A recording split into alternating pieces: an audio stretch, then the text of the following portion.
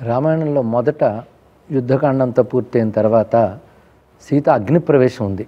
అది రాముడు పెట్టిన అగ్ని పరీక్ష కాదు, సీతమ్మే అగ్నిలో ప్రవేశిస్తానని నిర్ణయించుకున్నది.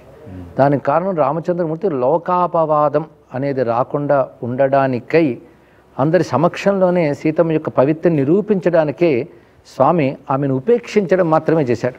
అప్పుడు సీతమ్మ నిర్ణయించుకుని అగ్నిలో ప్రవేశించింది. రామచంద్రమూర్తికి తెలుసు సీతమ్మను తిరిగి అందిస్తాడని తెలుసు ఆయనకి.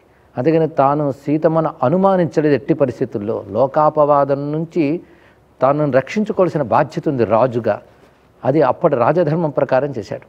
ఆ తర్వాత చాలా కాలం సీతారాములు కలిసే ఉన్నారు రామాయణం ప్రకారంగా. అయితే ఉత్తరకాండ వచ్చేటప్పటికల్లా సీతామహాసాధ్వి లోకాపవాద భీతి చేతనే రామచంద్రమూర్తి చేత పరిత్యజింపబడింది అనే ఘట్టం ఉంది. ఇది మనం గమనిస్తే అప్పుడు కూడా సీతమ్మను రాముడు అవమానించలేదు, అనుమానించలేదు కూడా. లోకం ఇలా అనుకుంటోంది అని వార్త తెలిసినప్పుడు రాజధర్మాన్ని అనుసరించి ఏం చేయాలని ఆయన భద్రుడు మొదటి మంత్రులను అడుగుతారు. వాళ్ళు మౌనం వహిస్తారు. మౌనం వహించారంటే అర్థం ఏంటంటే ఇలాంటి పరిస్థితి ఏర్పడినప్పుడు ఇక్ష్వాకువంశ ప్రభువులు రాజధర్మాన్ని అనుసరించి ఆ పత్ని పరిత్యాగం చేయాలనేది శాస్త్ర నియమం. అది వాళ్ళు చెప్పలేక మౌనం వహిస్తారు. అది గ్రహిస్తాడు రామచంద్రమూర్తి. అలా పరంపరాగతమైన ఒక రాజధర్మాన్ని అనుసరించి సీతమ్మను పరిచయించే విధానం కూడా చాలా విశేషంగా ఉంటుంది. అక్కడ ఒక నిందావాక్యం పలకడు, అనుమాన వాక్యం పలకడు.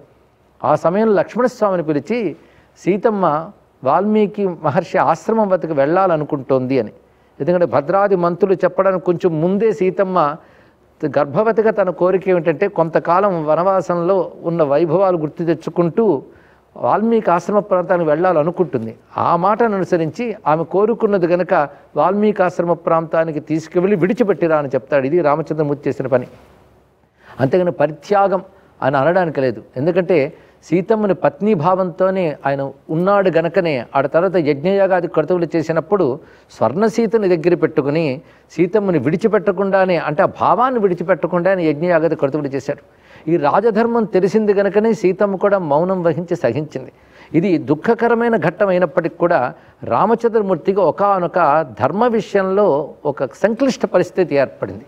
ఒకవైపు రాజధర్మం, మరొక వైపు భర్తృధర్మం.